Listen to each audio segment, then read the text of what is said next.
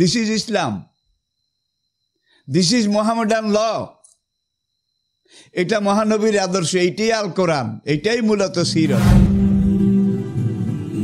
Islamic Voice. Follow Islam as your lifestyle. সিরাতুন নবী মাহফিল। সিরাত শব্দটা মহাগ্রন্থ আল কোরআনের, মহান আল্লাহ রাব্বুল আলামিনের নাজিলকৃত লহে মাহফুজের ব্যবহৃত সিরত, সিন ইয়া রা দুই নক্তওয়ালা গোলতা সিরত, যার বাংলা তর্জমা জীবনচরিত। আর একটু ব্যাপক করে বললে আমাদেরকে বলতে হয় নবীজির চলন বলন সমর্থন। ইলমে উসুলে হাদিসে শরীয়তের আসল পিলার, ভিত্তি চারটা জিনিসের উপরে: কোরআন, সুন্নাহ, উম্মতের ইজমা, উম্মতের বিশেষজ্ঞ তাদের গবেষণা বা কিয়াস। এই পর্যায়ে এসে 2 নম্বর ভিত্তি, সেকেন্ড পিলার অব ইসলাম, কোরআনের পরেই সেটা সুন্নাহ। সুন্নতে রাসূল means to know the real পথ অফ ইসলামী লাইফ।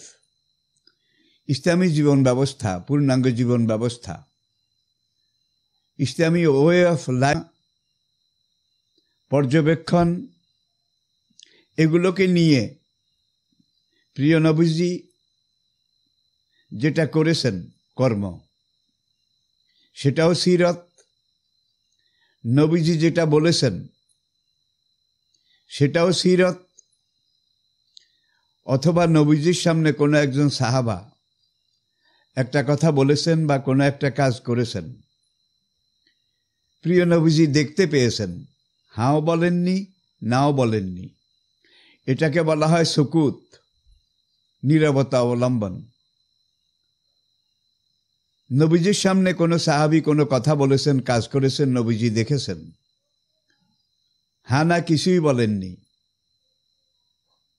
আর সুকুত নিসফুর রেজা, আর সুকুত চুপ থাকা, এটার নাম মৌন সমর্থন। 4000 বছর আগের বেদে উল্লেখ আছে, মৌনং সম্মতি লক্ষণ। বিয়েতে যখন কনের এজেন্ট অনুমতি, স্বীকৃতি, এটা আনার জন্য যাওয়া হয়, এখানেও শরীয়তের বিধান হচ্ছে কনে যদি চুপ করে থাকে, কিছু না বলে, হাও না নাও না, তাহলে এটা তার স্বীকৃতি, তার এজেন্ট। মেয়ে যদি মুস্কি হাসে, এটাও তার অনুমতি বা এজেন্ট। মেয়ে যদি গুনগুন করে মৃদু কান্না করে, এটাও তার অনুমতি বা এজেন্ট। কিন্তু অট্টহাসি, মরার কান্না, বিলাপ, এই ধরনের যদি হয়, তাহলে বুঝতে হবে সামথিং হ্যাপেনিং রং।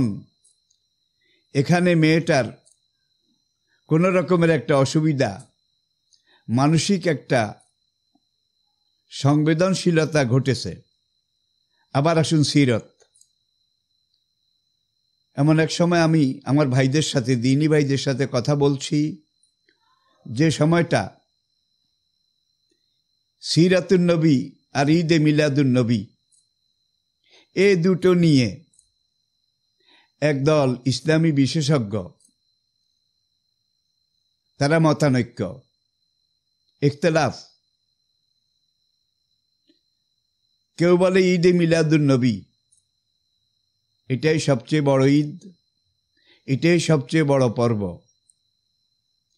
কিন্তু আমাদেরকে বুঝতে হবে, ঈদে মিলাদুন নবী এটা নবীর জন্মদিবস। কিন্তু সিরাতুন নবী এটার মধ্যে ঈদে মিলাদুন্নবীও আছে, কিন্তু মিলাদুন্নবীর মধ্যে সিরাতুন্নবী নেই। আই রিপিট, সিরাতুন্নবী এটার ভিতরে ঈদে মিলাদুন্নবী সম্পৃক্ত, কিন্তু ঈদে মিলাদুন্নবী এটার সাথে সিরত সম্পৃক্ততা নেই। সুতরাং ঈদে মিলাদুন্নবী নবীর জীবনের খণ্ডিত জন্মপর্ব শুধু একটা দিক, আর সিরাতুন্নবী এটা নবীজির জীবনের সব দিক। নবীজির জীবনের খুঁটিনাটি ক্ষুদ্রাতি ক্ষুদ্র থেকে শুরু করে প্রিয় নবীজির অন্ধকার রজনী, উম্মতের জননীদের সাথে আচার আচরণ, এগুলো থেকে শুরু করে প্রিয় নবীজির শাসন, জিহাদ, বিজয়, পুরো কর্মযজ্ঞ কর্মকাণ্ড, এগুলো সব প্রত্যেকটা সিরাতুন্নবীর অংশ। সিরাত শব্দটা কোরআনে আল্লাহ পাক এইভাবে ব্যবহার করেছেন, কালা খুযহা ওয়ালা তাখাফ, সূরা তাহা। আল্লাহ মূসাকে বললেন, মূসা তুমি ভয় পেও না। ঘটনা ছিল, ফেরাউনের সাথে যখন বাকবিতণ্ডা চলছিল, তখন আল্লাহ পাক মূসা আলাইহিস সালামকে নির্দেশ দিয়েছিলেন, তোমার হাতের লাঠিটা আলকেহা ইয়া মূসা, হাত থেকে তুমি ফেলে দাও, ছেড়ে দাও। ফা আলকাহা, মূসা তাই করলেন। ফাইজা হিয়া হাইয়াতুন তাসা, বিশাল এক বিষাক্ত বিষধর সাপ সর্পে পরিণত হলো। অন্য আয়াতে কারিমা আল্লাহ পাক বলছেন, মূসা আলাইহিস সালামকে আল্লাহ পাক যখন নির্দেশ দিলেন, আল কেহা ইয়া মূসা, তোমার হাতের লাঠিটা ফেলে দাও, ছেড়ে দাও, ছুঁড়ে মারো। ফা আল কাহা, মূসা আলাইহিস সালাম তাই করলেন। ফাইজা হিয়া সোবানুম মুবিন, হাত থেকে ছেড়ে দেওয়ার সঙ্গে সঙ্গে এই লাঠিটা একটা বিশাল অজগর সাপ, সাপের রূপ ধারণ করে এইভাবে মূসার দিকে এগিয়ে আসলো। আল্লাহ মুদবেরান, উলুল আজম পয়গম্বর কিন্তু মানুষ। লাঠি যখন বিরাট অজগর হয়ে, বিষাক্ত সাপ হয়ে মূসা আলাইহিস সালামকে তেড়ে আসলেন, আল্লাহ মুদবেরান, মূসা আলাইহিস সালাম দৌড় দিলেন, পিছনে একবারও তাকালেন না। আল্লাহ পাক তখনই বললেন, লা তাখাফ, ভয় পেও না, ইন্নাকা মিনাল আমিনিন, তুমি নিরাপত্তা প্রাপ্ত। আর প্রথমে পূর্বে যে আয়াতটা বলেছিলাম, খুযহা ওয়ালা তাখাফ সানুইদুহা সিরাতাহাল উলা, তুমি এই সাপের গর্দান এটা টিপে ধরো, চিপে ধরো। তুমি যখনই সাপের গর্দানে হাত দেবে, সানুইদুহা, আমি আল্লাহ এটাকে প্রত্যাবর্তিত করব, আমি আল্লাহ এই সাপটাকে রিটার্ন ব্যাক করব সিরাতাহাল উলা, তার আসল রূপে, আসল অবস্থায়। এই সিরাত শব্দ, তাহলে সাপটা আসলে ছিল লাঠি। যখনই আল্লাহ রাব্বুল আলামিন নবীর মুজিজা হিসেবে এটাকে পেশ করার জন্য থ্রু করতে বললেন, তখন এটা সাপে পরিণত হলো। কিন্তু এটার আসল রূপ কিন্তু সাপ নয়, আসল রূপ লাঠি। আমি আবার বলছি, তুমি সাপের গর্দান টিপে ধরো, তুমি ধরলেই সানুইদুহা সিরাতাহাল উলা, আমি এই সাপকে তার আসল অবস্থায় নিয়ে যাব। সিরত আসল অবস্থা, প্রকৃত অবস্থা, অরিজিনালিটি। মূসা তাই করলেন। যেই লাঠি সেই লাঠি। তাফসীরে লিখেছে ৭০,০০০ জাদুকর ছিল, যারা সবচেয়ে কম বানিয়েছিল যেই জাদুকর ১০টা, কোনো কোনো জাদুকর ১০০টা, কোনো জাদুকর ১০০০টা পর্যন্ত সাপ তৈরি করেছিল। দ্বিতীয়বার মূসা আলাইহিস সালাম যখন আল্লাহর নির্দেশে লাঠি ছুঁড়ে দিলেন, জাদুকরদের লক্ষ লক্ষ লক্ষ লক্ষ সাপ পানির স্রোতের মতো এসে মুসা আলাইহিস সালামের ছুঁড়ে ফেলা সেই সাপরূপী লাঠিরূপী সাপ এটার পেটের ভিতরে ঢুকে গেল। এখানে অন্য ইতিহাস, আমি সেই দিকে যাচ্ছি না, আমরা আসল কথায় আসি। তাহলে সিরাত নবীর জীবনপঞ্জি, আর নবীর সিরাতটা কেমন, এখানেই আমাদের মূল আলোচনা। একজন মানুষের জন্ম থেকে শুরু করে মৃত্যু পর্যন্ত যা দরকার, যখন দরকার, যেখানে দরকার, যত কিছু দরকার, প্রিয় নবীজির মহানবীর সিরাতে তার সব কিছু আছে।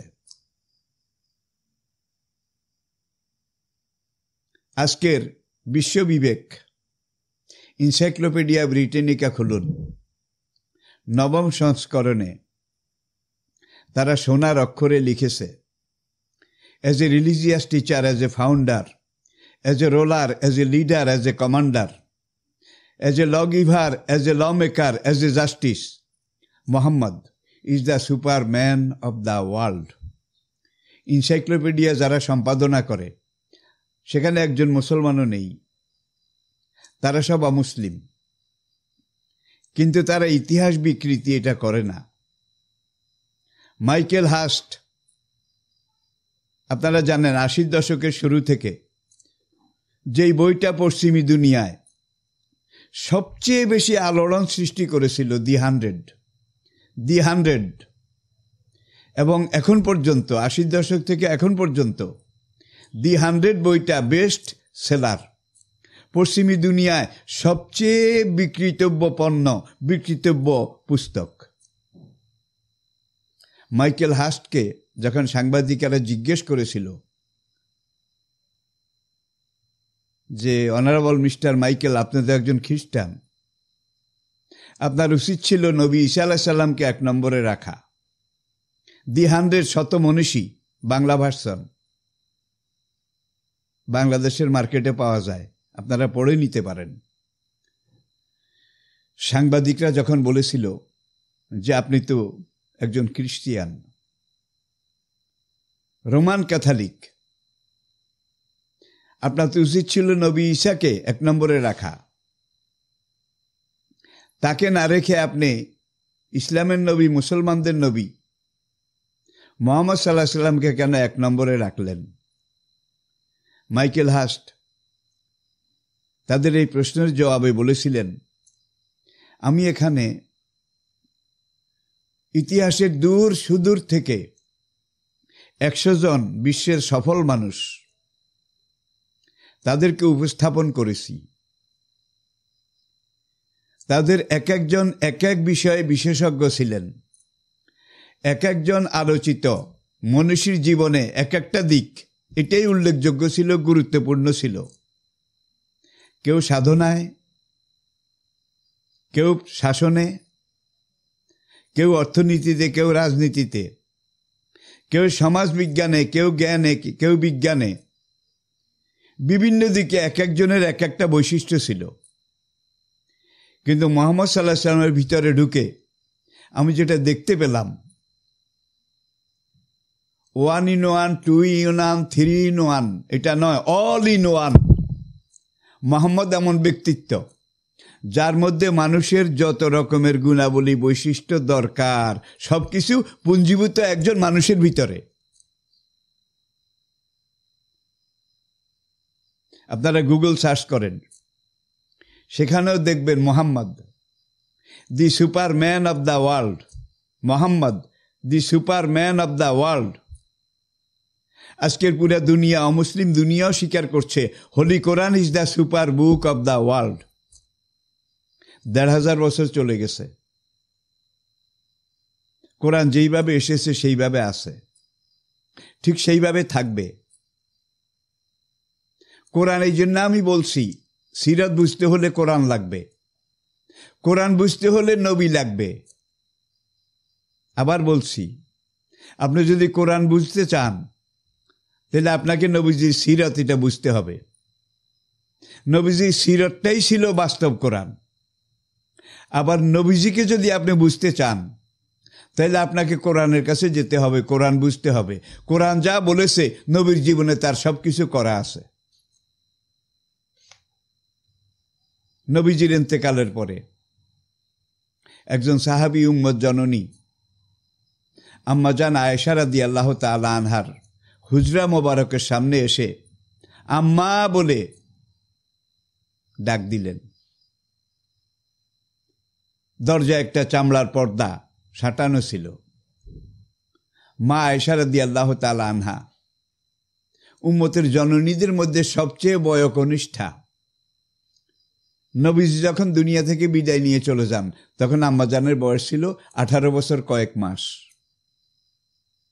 আবার উম্মতের আরেক জননী হযরত উম্মে সালমা রাদিয়াল্লাহু তাআলা আনহা, তিনি ছিলেন সিনিয়র মোস্ট, যারা জীবিত ছিলেন সিনিয়র মোস্ট, সবচেয়ে বয়স্কা। সেখানে আরেক সাহাবী গিয়ে হযরত উম্মে সালমাকে জিজ্ঞাসা করেছিলেন, মা, নবীর সিরাত তো এক মহাসমুদ্র, এক অথই পারাবার, যার শুরু আছে শেষ নাই। স্বামীর জীবন আচরণ, আচার আচরণ, ঘরের ভিতরে অন্দরে বাহিরে স্বামীর চারিত্রিক বৈশিষ্ট্য, এটা নিজের স্ত্রী সবচেয়ে বেশি জানে, ভালো জানে। মা আয়েশাকে এসেও আরেক সাহাবী বলেছিলেন, আম্মা জান, রাসূল তো চলে গেছেন,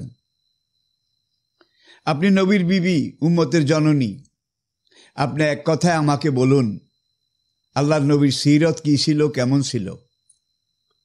আম্মা জান রাদিয়াল্লাহু তাআলা আনহা তিনি পর্দার আড়াল থেকেই পাল্টা ওই সাহাবীকে জিজ্ঞেস করলেন, ইয়া বুনাইয়া মা কারাতাল কোরআন, বাবা, সন্তান আমার, আল্লাহর দেয়া, আমার স্বামীর আনা 30 পারা কোরআন তুমি কি তেলাওয়াত করনি?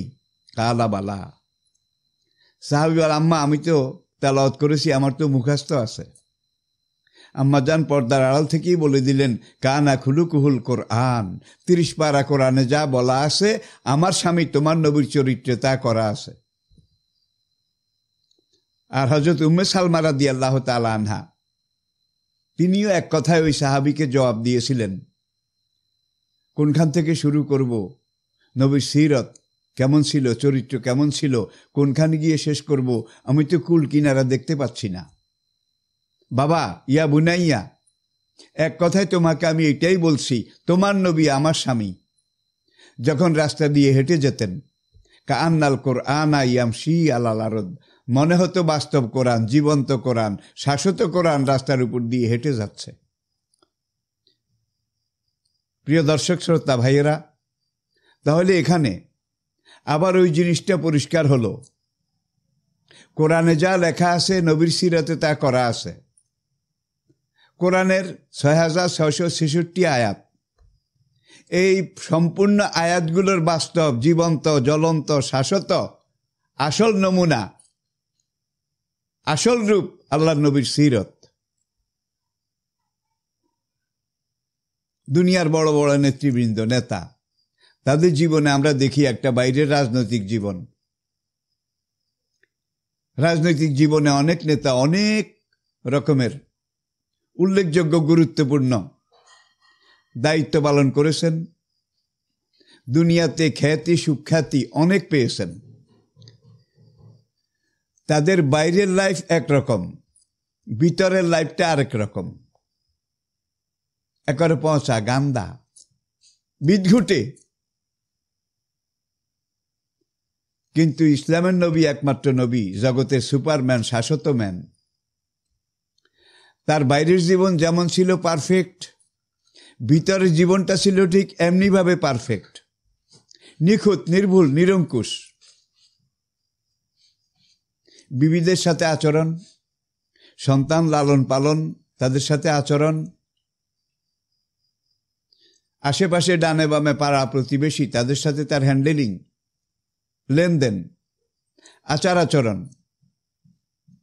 বলে জিরানেকা আলাইকা হাক্কুন, তোমার প্রতিবেশীদের একটা হক তোমার উপরে অবশ্যই রয়েছে। বলে জিরানেকা, বহু বচন।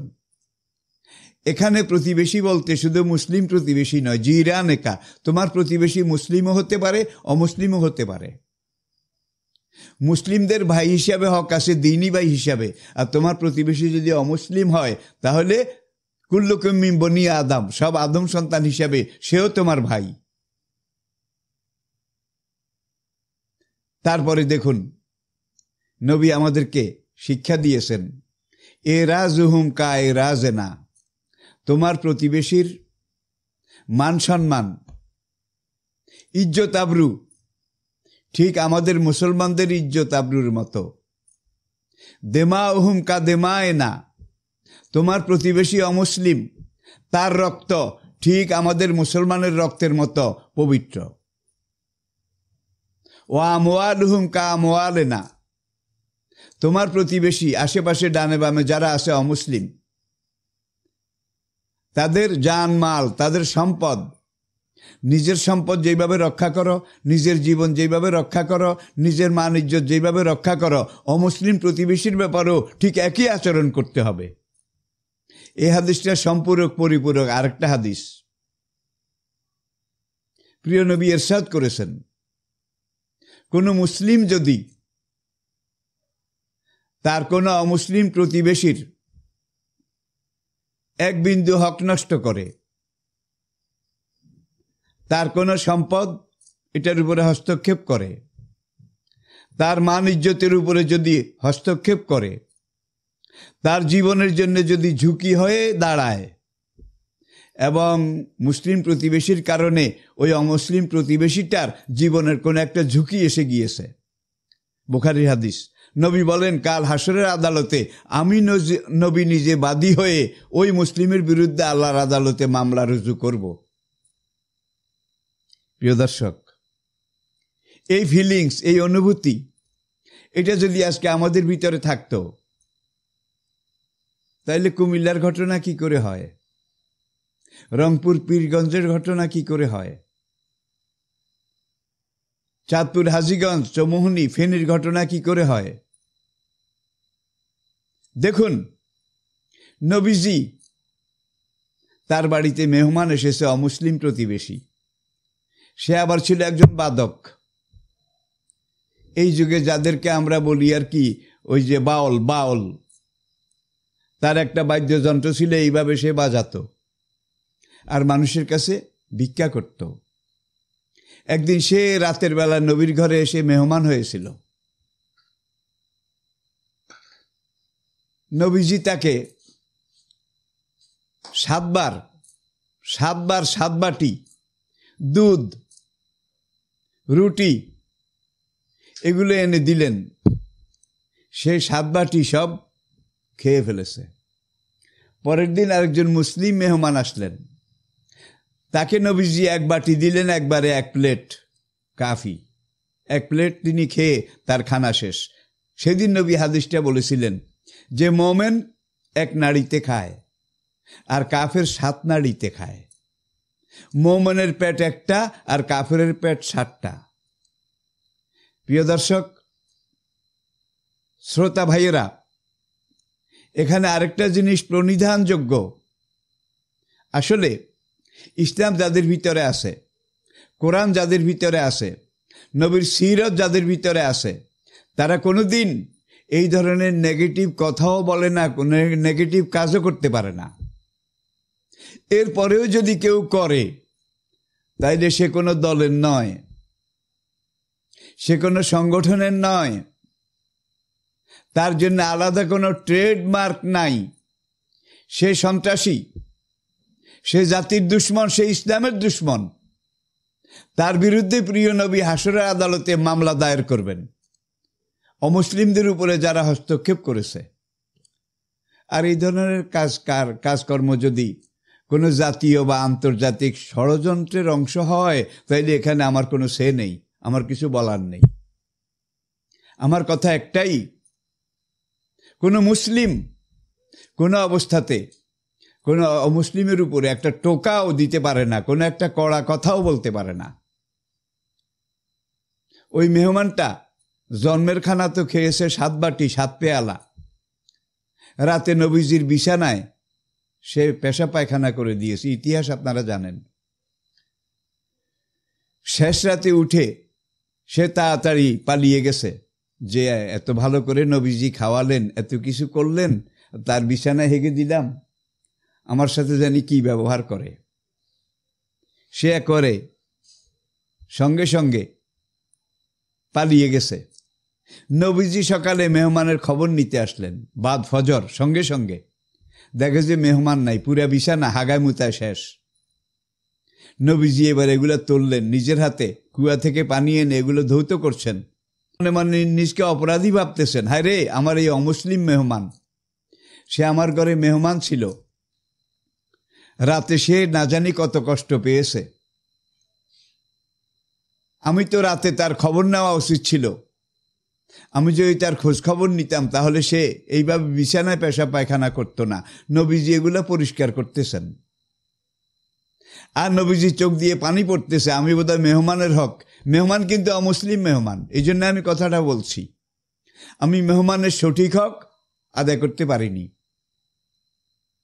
বেশ কিছুদিন দূর যাওয়ার পরে ওই কাফের লোকটা দেখলো যে তার আসল কামাই রোজগারের যেটা হাতিয়ার, বাদ্যযন্ত্র, তবলা বলেন, বেহালা বলেন, বাঁশি বলুন, সানাই বলুন, মোহনবাঁশি বলুন, মানে যেটা দিয়ে সে ওই লারেলাপ্পা, সারেগামা পাদা এগুলা করে আর কি রোজগারের জন্যে, সে থমকে দাঁড়িয়ে গেল। আমার আসল জিনিস তো মুহাম্মদ সাল্লাল্লাহু আলাইহি ওয়াসাল্লামের ঘরে ফেলে এসেছি, ভয়ে আমি বের হয়ে এসেছি। এবার সে সিদ্ধান্ত নিল, নবী মারক আর কাটক, কিন্তু আমাকে ফিরে যেতে হবে। বাদ্যযন্ত্র এটা, যদি আমি সেখান থেকে একটু তোষামত খোসামত ক্ষমা চেয়ে আনতে না পারি, আমার কামাই রোজগার সব লাটে উঠবে। ভয়ে ভয়ে সন্তর্পণ পদক্ষেপে সে আবার নবীর ঘরের সামনে ফিরে আসলো। ফিরে এসে দেখে যে নবীজি তার এই রাতের পায়খানা পেশাব, বিছানা নষ্ট করেছে, নিজ হাতে ধুচ্ছেন। নবীজি চোখ দিয়ে পানি পড়তেছে যে আমি মেহমানের হক আদায় করিনি, এই জন্য মেহমান জানি কত কষ্ট পেয়েছে। এইবার অমুসলিম মেহমান নবীর কাছে ক্ষমা চান, আর নবী অমুসলিম মেহমানের কাছে ক্ষমা চাচ্ছেন যে আমি তোমার হক আদায় করতে পারিনি, রাতে তোমার না জানি কত কষ্ট হয়েছে। This is Islam, this is Mohammedan law. এটা মহানবীর আদর্শ, এইটাই আল কোরআন, এইটাই মূলত সিরত। এরপরে আসেন মদিনা ইসলামী রাষ্ট্র, এটার দিকে তাকান। মদিনা ইসলামী রাষ্ট্রে অমুসলিম প্রতিবেশী ছিল। ইহুদিরা তিনবার গাদ্দারি করে মদিনা সনদের বিপরীত ষড়যন্ত্র যখন করেছিল, তখন তাদের উপরে অ্যাকশন নেওয়া হয়েছিল। অন্যান্য ইহুদি অগ্নিপূজক যারা মুশরিক মদিনাতে ছিল, তারা কত আরামে ছিল। আসুন, ইসলাম যখন পূর্ণতা লাভ করল, হোমস, সিরিয়ার একটা অংশ, বিশাল একটা অংশ, হোমস পাহাড়ি এলাকা, সাইয়েদনা ওমর ফারুক রাদিয়াল্লাহু তাআলা আনহুর খেলাফতের জামানায় সেনাপতি সাদ ইবনে আবু ওয়াক্কাস এবং আবু উবায়দা ইবনুল জাররাহ রাদিয়াল্লাহু তাআলা আনহুমা, তারা রোমানদের সাথে এই ফ্রন্টগুলোতে যুদ্ধের নেতৃত্ব, জেহাদের নেতৃত্ব দিচ্ছিলেন। হোমস এলাকাটা পুরো অমুসলিমদের ছিল। মুসলমানরা তাদের রোমান সীমান্ত, যেটা মুসলমানদের করাতে এসেছে, এটাকে পারফেক্ট করার জন্যে, বাধাবন্ধনহীন করার জন্যে, নিরাপত্তার খাতিরে ওই হোমস এলাকায় যারা অমুসলিম তাদের এলাকাটা দখল করে সেখানে যারা মুসলমান হয়েছিল তাদের উপরে জিজিয়া কর, নিরাপত্তা কর, এটা প্রযোজ্য করে ঘোষণা দিলেন অমুসলিমদের জন্যে। আর মুসলমান যারা, তাদের জন্য জাকাতের ঘোষণা দিলেন। এইভাবে 1 বছর এখনো পুরো হয়নি, বছরের কাছাকাছি, মদিনা থেকে সেনাপতির কাছে হযরত ওমরের চিঠি আসলো যে আমাদের রাষ্ট্রসীমা অনেক বড় হয়ে গেছে, হোমস এলাকাটাও একটা বিশাল এলাকা, এখন আমাদের জনশক্তি যা আছে এগুলো দিয়ে এত বিশাল এলাকা, সিরিয়া ভিত্তিক যে এলাকা, সিরিয়া কেন্দ্রিক এলাকা, এগুলোকে এখন হ্যান্ডেলিং করা আমাদের জন্য কষ্টকর। সুতরাং তোমরা একটা কাজ করো, আগামীকাল হোমসে গিয়ে তাদের যে নিরাপত্তা কর বা জিজিয়া যেটা তাদের থেকে তোমরা নিয়েছিলে, আই রিপিট, জিজিয়া কর, কোরআনের শব্দ এটাও, হাদিসেতে এটার বহু আলোচিত ব্যবহৃত শব্দ। এখন তোমরা তাদের জিজিয়া করটা আগে ফিরিয়ে দাও, জিজিয়া কর। এরপরে তাদেরকে বলো যে মদিনা সেন্ট্রাল গভর্নমেন্টের নির্দেশে আমরা প্রায় 1 বছর তোমাদেরকে আমাদের শাসনের আওতার ভিতরে রেখেছিলাম, এখন তোমরা তোমাদের আগের অবস্থায় ফিরে যাও, এই নাও তোমার জিজিয়া কর, এই নাও তোমার জিজিয়া কর। আর এটার যিনি খাজেন ছিলেন, প্রধান ছিলেন, সাহেবে সার হযরত হুযায়ফাতুল ইয়ামান রাদিয়াল্লাহু তাআলা আনহু। তিনি যখন 1-2 জন সঙ্গী নিয়ে হোমসের পুরো এলাকায় অমুসলিমদের ঘরে ঘরে গিয়ে তাদের জিজিয়া কর ফেরত দিচ্ছিলেন আর বলছিলেন তোমাদের এলাকা আমরা ছেড়ে যাচ্ছি, আমাদের কেন্দ্রের নির্দেশে। ইতিহাস সাক্ষী। আপনারা দেখুন, সেই দিন সেখানকার অমুসলিমরা, সংখ্যালঘুরা মা বাবা মরে গেলে যেইভাবে কান্না করে, এইভাবে কান্না করেছিল। আপনারা চলে যাবেন, আপনারা আসার পর থেকে আজকে প্রায় 1 বছর আমরা কত সুখী ছিলাম, কত শান্তিতে ছিলাম, কত নিরাপদ ছিলাম, আমাদের জান মাল ইজ্জত আবরু এগুলো কত সুসংরক্ষিত ছিল, এগুলোর উপরে কেউ হস্তক্ষেপ দূরের কথা একটা কথাও বলেনি। আপনারা চলে যাচ্ছেন, আবার কবে আসবেন আমাদেরকে বলে যান। আপনারা যেই শান্তির নিরাপত্তা আমাদেরকে দিয়েছেন, এর আগে কোনো শাসক, রোমান শাসক সুপার পাওয়ারের একটা, কিন্তু আমাদেরকে এমন নিরাপত্তা দিতে পারেনি। এটা ছিল ইসলামী শাসন, এটা ছিল ইসলামী রাষ্ট্রে, ইসলামী প্রজাতন্ত্রে রাজ্য শাসন এবং প্রজা পালন, বা এইভাবে খাজনা জিজিয়া কর। কোনো গভর্নমেন্ট, কোনো কর্তৃপক্ষ এটা নেওয়ার পরে আবার বোধহয় ফিরিয়ে দেয়। এমন একটা ইতিহাস যদি আপনাদের কারো কাছে থাকে আপনারা পেশ করুন, আমি চ্যালেঞ্জ ছুড়ে দিচ্ছি। কিন্তু Islam, this is Islam, this is perfect, this is fulfilled. আল-ইয়াওমা আকমালতু লাকুম দীনাকুম ওয়া আতমামতু আলাইকুম নি'মাতি। এখানে কামেল বলেননি আল্লাহ, তাকমিলও বলেননি, আকমাল ইসমে তাফজিল। তোমাদের জন্য তোমাদের দিনকে, জীবন ব্যবস্থাকে আমি আল্লাহ আজকে কানায় কানায় ভরপুর করে দিয়েছি, আকমাল তো টইটুম্বুর ভরপুর করে দিয়েছি। তোমাদের এই ইসলামী জীবন ব্যবস্থার মধ্যে কোনোখানে এক বিন্দু ঘাটতি এটা নেই, রাখিনি। ওরাদিতু লাকুমুল ইসলাম দীনা। আবার বলছি, কোরআনে যা বলা আছে নবীজির সিরতে তা করা আছে। আর নবীজির এই যে সিরত, নবীজির জীবন আল্লাহ নিজে সার্টিফাই করছেন, ইন্নাকা লাআলা খুলুকিন আযীম, লাকাদ কানা লাকুম ফি রাসূলিল্লাহি উসওয়াতুন হাসানা, মা আতাকুমুর রাসূলু ফাখুযুহু ওয়া মা নাহাকুম আনহু ফান্তাহু। প্রিয় দিনী ভাইরা, আসুন আমরা আবার ইতিহাসের সেই দিকে একটা নজর দেওয়ার চেষ্টা করি। আমরা জানি কাল পরম্পরায়, সময় পরম্পরায় দুনিয়াতে কত শাসক, কত যুদ্ধ, কত জয় বিজয় পরাজয়ের ইতিহাস আমরা দেখেছি। মক্কা বিজয়ের দিকে একটু তাকান। আল্লাহ নবী তার সাহাবায়ে কেরামদেরকে নিয়ে যখন মক্কায় ঢুকলেন, এখানে আবার ওয়ার স্ট্র্যাটেজি, রণকৌশল, মক্কা থেকে 30 কিলোমিটার দূরে জিররানা মদিনার দিকে, উত্তর দিকে, এখানে এসে নবী বললেন, দুপুরের পর হয়েছে, যে আমরা আজকে রাতের জন্য মক্কায় ঢুকবো না, তোমরা এখানে থামো। সাহাবাদের কেউ কেউ বললেন, ওই তো মক্কা দেখা যায়, অল্পের জন্য আর এখানে কেন রাত্রি যাপন করব, প্রবাস করব, সামনের দিকে গেলে ভালো হয় না? নবীজি বললেন, হ্যাঁ, সামনের দিকে যাওয়ার জন্যই তো এসেছি, আমরা মক্কাতেই যাব, কিন্তু এখন যদি আমরা মক্কায় ঢুকি তাহলে রক্তপাত হওয়ার সম্ভাবনা আছে, মানুষের রক্ত ঝরার, মারামারির, কাটাকাটির সম্ভাবনা আছে। সুতরাং এই শেষবেলা, পড়ন্ত বিকালে, সন্ধ্যায় আমরা মক্কায় ঢুকবো না। আইয়ুহাল ইখওয়াত ফিল ঈমান ইয়া মাশারাল আসহাব, তোমরা সবাই একটা কাজ করো। এই জিরানা পুরা পাহাড়ি অঞ্চল, টিলা টক্কর, তোমরা পাহাড়ের টিলা টক্করে, উপত্যকায়, অধিত্যকায়, এই পাহাড়ের উপরে ডালে ডালে এখানে একটু ছড়িয়ে ছিটিয়ে পুরা পাহাড়ি এলাকার মধ্যে তোমরা ছড়িয়ে ছিটিয়ে থাকো। আর রাতে খাওয়ার জন্য তোমরা রুটি বানাবে, চা বানাবে, চুলা যত বারো বেশি তৈরি করো। এক রাতের প্রবাস। আগামীকাল সকালে ফজরের আগে যখন আমরা সালাত আদায় করব, তখন তোমরা এই জিরানা পাহাড়, তোমাদের যে আজকে এক রাতের ক্যাম্প, এই ক্যাম্পের চতুর্দিকে পেশাবখানা, পায়খানা, টয়লেট, বাথরুম এগুলা খুব কম তৈরি করো। বাথরুম কম বানাও, চুলা বেশি বানাও। ছোট্ট একটা নির্দেশ।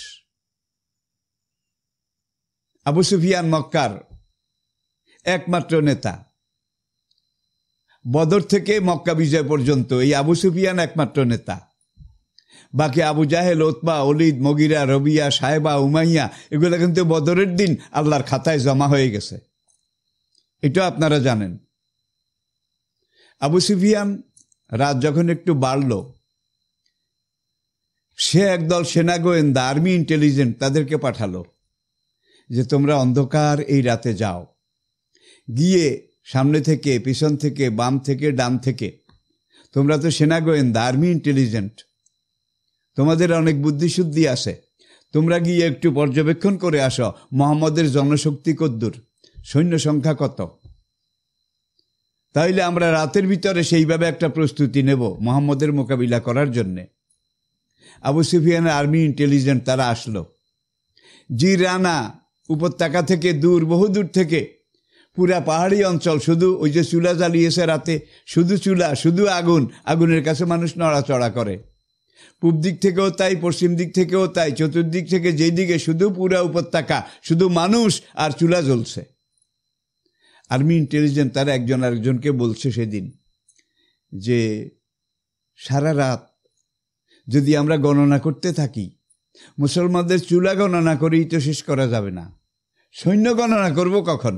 চুলা যদি এত শতে শতে হয়, নিঃসন্দেহে সৈন্য হাজারে হাজারে, লাখে লাখে, এই ব্যাপারে কোনো সন্দেহ নাই। সেনা গোয়েন্দারা এই চুলা, জ্বলন্ত চুলার রিপোর্ট আবু সুফিয়ানের কাছে দিল। আবু সুফিয়ান তদানীন্তন মক্কায় যে 4 জন বড় পলিটিশিয়ান ছিল তাদেরকে ডাকলো, পরামর্শ করলো।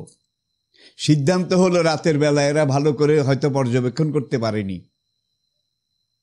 আমরা গতকাল পর্যন্ত যেই খবর পেয়েছি, মুহাম্মদের সেনা শক্তি, সৈন্যবল, জনবল 10,000-এর বেশি নয়।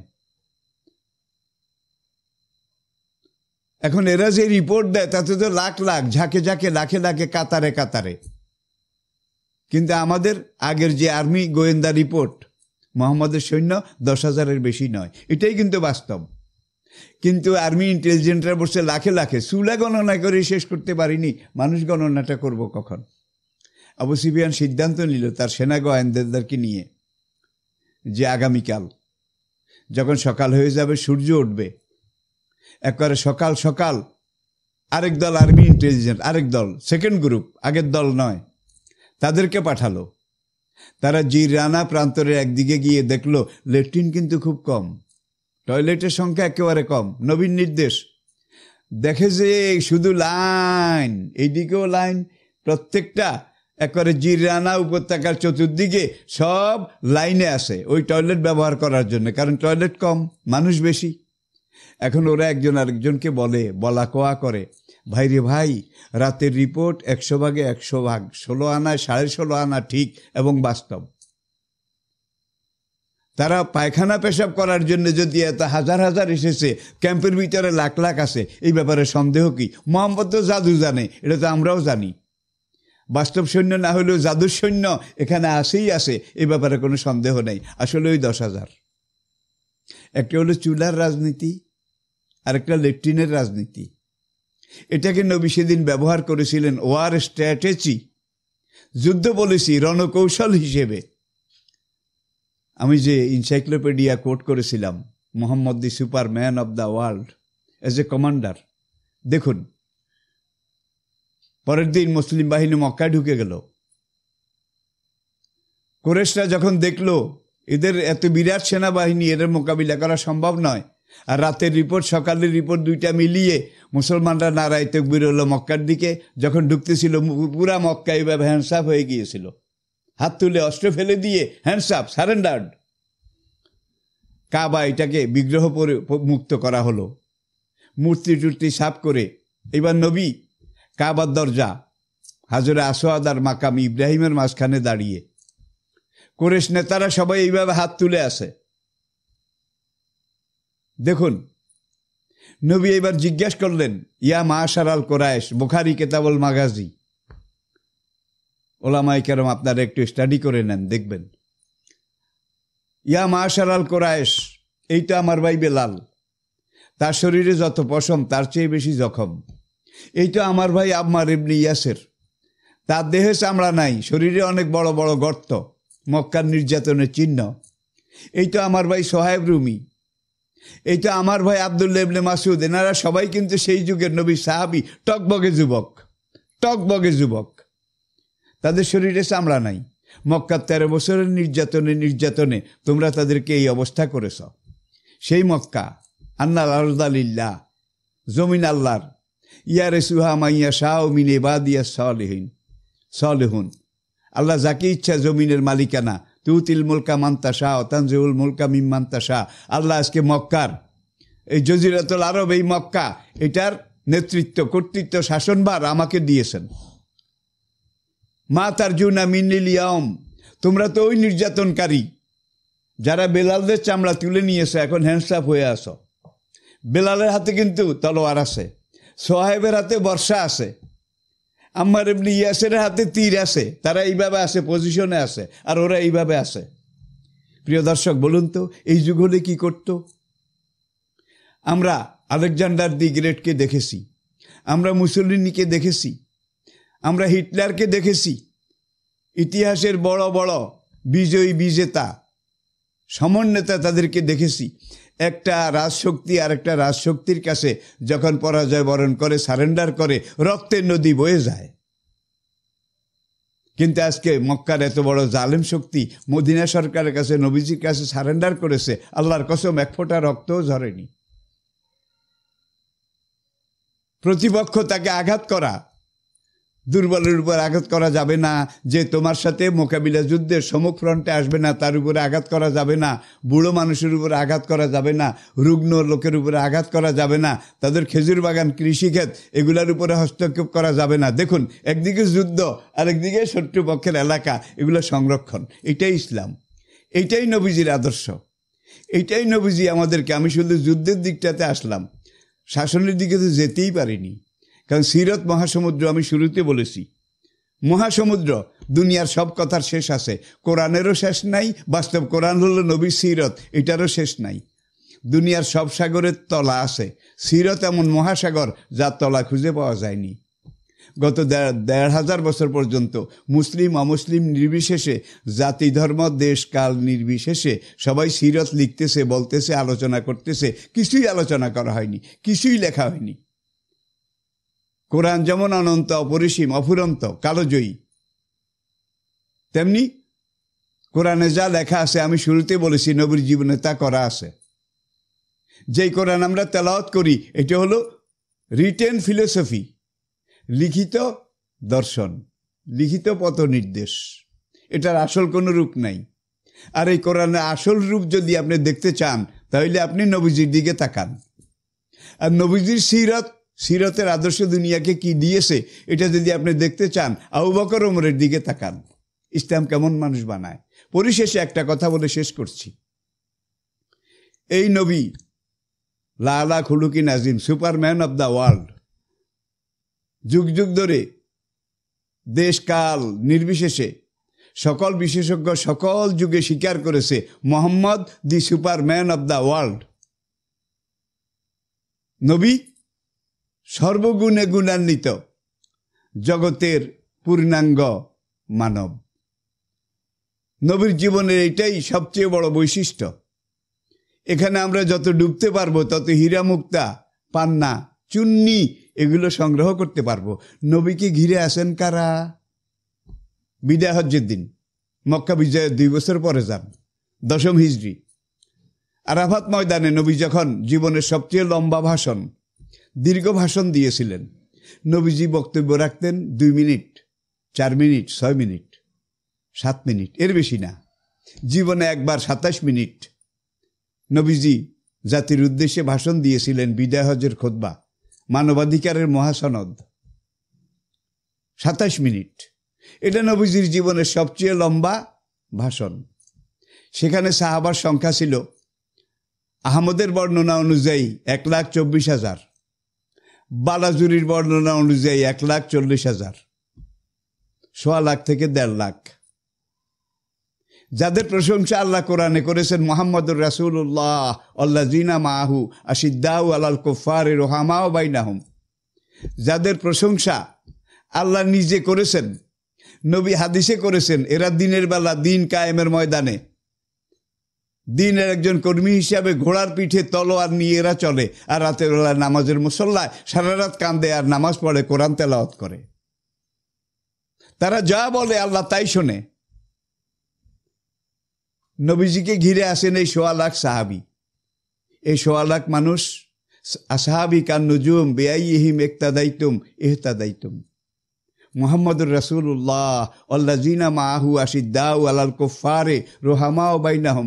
বেদ, গীতা, উপনিষদ, তাওরাত, জবুর, ইনজিল প্রত্যেকটা পূর্ববর্তী গ্রন্থে, যদিও সেগুলোর আসল রূপ আজকে নেই, সবগুলা গ্রন্থে এই কথা বলা আছে, নবীর এই বৈশিষ্ট্য, তার সাহাবাদের এই বৈশিষ্ট্য তারা ধারণ করেছিলেন, তারা পারফেক্ট মানুষ হয়েছিলেন। আসুন শেষ করি। নবীকে ঘিরে আসেন এই 1.25 লাখ সাহাবি বা 1.5 লাখ সাহাবি, যারা নবুয়ত সূর্যের আলোকপ্রাপ্ত নক্ষত্র, নবুয়ত সূর্যের, রেসালত সূর্যের আলোকপ্রাপ্ত নক্ষত্র। আর এই 1.25 লাখ সাহাবিকে আবার ঘিরে আসেন 6 লাখ তাবি তাবে তাবি হাদিসের রাবি। এনসাইক্লোপিডিয়া ব্রিটেনিকে এখানেও লিখেছে, মুসলমান দুনিয়ার বুকে একমাত্র সার্থক জাতি যারা তাদের নেতা, তাদের নবী, তাকে আভামানকাল পর্যন্ত দুনিয়ার বুকে জীবন্ত, শাসন্ত, জ্বলন্ত উপস্থিত রাখার জন্যে নবীর চতুর্দিকের 6 লক্ষ সোনার মানুষের জীবনকে সোনার অক্ষরে লিখে ফেলেছে রেজাল শাস্ত্র। এই 6 লক্ষ হাদিস যারা রাওয়ায়াত করেছেন, হাদিস বর্ণনার সাথে যারা সম্পৃক্ত, হাদিসের রাবি, এই 6 লাখের মধ্যে এমন একজন মানুষ নাই, এতভাবে যাচাই বাছাই করেছে, এমন একজনও নাই যে লোকটা জীবনে একটা মাত্র মিথ্যা কথা বলেছে। এই 6 লাখের মধ্যে এমন একজন মানুষ একজনও নেই যে জীবনে একবার ওয়াদা খেলাফ করেছে। এই হাদিসের রাবি 6 লাখ, এনসাইক্লোপিডিয়া যাদের কথা বলেছে, এই 6 লাখের মধ্যে এমন একজন লোকও নেই যে লোকটা জীবনে একবার প্রতারণা করেছে, আদালতে গিয়ে মিথ্যা সাক্ষী দিয়েছে। এই 6 লাখের মধ্যে এমন একজন মানুষও নেই যে দোকানে বসে চা খেয়েছে। হারাম নয়, তাকওয়ার খেলাফ, হারাম নয়। এই 6 লাখের মধ্যে এমন একজন মানুষও নেই যিনি রাস্তা দিয়ে হাঁটতে হাঁটতে চীনা বাদাম খেয়েছেন অথবা আখ চাবাইছেন। হারাম নয়, তাকওয়ার খেলাফ। দোকানে চা খেয়েছে সেও বাদ, হাঁটতে হাঁটতে বাদাম চিপাইছে সেও বাদ। যাচাই বাছাই গভীরভাবে নিরীক্ষণ পর্যবেক্ষণ করে এই সোনার মানুষদের মধ্যে থেকে 6 লক্ষ মানুষ, রেজাল্ট শাস্ত্র, এটা আপনারা দেখুন, হাদিস সংকলনের ইতিহাস, এটা আপনারা দেখুন। শেষ কথা, আল্লাহ নবীকে পারফেক্ট সোনার মানুষ, পূর্ণাঙ্গ মানুষ, কিন্তু নবী অতি মানুষ নয়, বাশারুম মিসলুকুম, তোমার আমার মতো মানুষ। নবীকে যদি সুপারম্যান একেবারে মানুষের ঊর্ধ্বে তুলে ফেলি, তাহলে তো আর তার থেকে আমাদের গ্রহণ করার কিছু নাই। আনা বাশারুম মিসলুকুম ইউহা ইলাইয়া। তাহলে দুনিয়াতে আমরা দেখি বুদ্ধদেব নিরঞ্জনা নদীর পাড়ে, বুদ্ধদেবের সামনে তার উম্মত, তার শিষ্য, তার সাহাবী একজন, নন্দ অথবা আনন্দ। ওয়াইজ কালা ঈসা ইবনে মারইয়াম লিল হাওয়ারিয়িনা, আমি সমালোচনার দৃষ্টিতে বলছি না, আমি তুলনা করছি মাত্র। জর্ডান নদীর অদূরে সারমন পর্বতের উপরে দাঁড়িয়ে ঈসা আলাইহিস সালাম যেদিন বনি ইসরাইলদের কাছে জীবনের শেষ ভাষণ দিয়েছিলেন, আল্লাহ কোরআনে কোট করেছেন, ওয়াইজ কালা ঈসা ইবনে মারইয়াম লিল হাওয়ারিয়িনা মান আনসারি ইলাল্লাহ কাল আল হাওয়ারিয়ুনা নাহানু আনসারুল্লাহ। এখানে 4 জন ছিলেন, জন, লুক, মথি, তারা কিন্তু অনেক পরের। আবার মুসা আলাইহিসসালাম, তিনি বনি ইসরায়েলদেরকে নিয়ে ময়দানে 40 বছর এক জায়গায়, দেওয়ালবিহীন জেলখানা, সকালে রওনা করে আজকে আমরা জেরুজালেম ফিলিস্তিন যাব। সারাদিন হেঁটে শুধু হাঁটার পরে সন্ধ্যায় দেখে যে আগের জায়গায়। আচ্ছা, কোনো দেওয়াল ছিল না, কোনো ব্যারিকেড ছিল না। 40 বছর তারা মানার সালুয়া খেয়েছে সেখানে, মানার সালুয়া। ও জাল্লাল নালাইকুমুল গামামা ওয়ান জাল নালাইকুমুল মান্না সালুয়া। বর্তমান দুনিয়ার বুকে একটা মাত্র জাতি এখনো টিকে আছে, যাদের বাপদাদা 14 গোষ্ঠী পূর্বপুরুষ তারা বেহেশতের মানার সালুয়া খেয়েছিল 40 বছর। জাপানে আমাকে এক সাংবাদিক প্রশ্ন করেছিল, অনারেবল মাওলানা, ইহুদি জাতি এত শেয়ানা, সংখ্যা অল্প কয়েকজন, কিন্তু পুরা দুনিয়ার সুপার পাওয়ার থেকে সবগুলা দেশ তারা চালায়, কিন্তু দেখা যায় না। এত চিকন বুদ্ধি ওরা কোথায় পেল? আমি বললাম, ভাই, দুনিয়ার বুকে একটাই মাত্র জাতি এখনো অবশিষ্ট আছে, ইহুদি জাতি, যারা নবী মুসা আর হারুনের পিছনে 40 বছর একাধারে ময়দানে বেহেশতের মানা সালুয়া খেয়েছিল। আজকে এত চিকন বুদ্ধি, নাপিতের 16 চুঙ্গা বুদ্ধি, এর পেছনে একটাই কারণ, এই মানার সালুয়ার বুজুর্গি, অন্য কিছু নয়। আল্লাহ পাক আমাদেরকে নবীকে চেনার মতো চেনা, জানার মতো জানা, উপলব্ধি করার মতো তৌফিক সৌভাগ্য দান করুন। নবীর জীবন, এটার মধ্যে আমরা যেন গভীরে প্রবেশ করতে পারি, সবক শিক্ষা হাসিল করতে পারি। আমাদের নেক্সট জেনারেশন, আগামী প্রজন্ম, তাদেরকে নবীর এই জীবন আচরণ, সিরত, এটা আলোকে আমরা যেন গড়তে পারি। আমাদের পরিবার পরিজন, তাদেরকে নবীর সিরতের রঙে রঙিন করতে পারি। আমাদের দেশ, আমাদের পরিবেশ, এটাকে আমরা সিরতের আলোকে আলোকিত করতে পারি। আল্লাহ সেই স্টাডি, আল্লাহ পাক সেই ত্যাগ, সেই কোরবানি, সেই খুন রাঙ্গা, দাঁত ভাঙ্গা, রক্তে রাঙ্গা, মাথার খুলি ভাঙ্গা, সেই জান্নাতের পথে এগিয়ে যাওয়ার, দিন কায়েমের পথে এগিয়ে যাওয়ার মতো সাহসিকতা, মানসিকতা, সৎসাহস আমাদেরকে দান করুন। আসসালামু আলাইকুম রহমতুল্লাহি ওয়া বারাকাতুহু।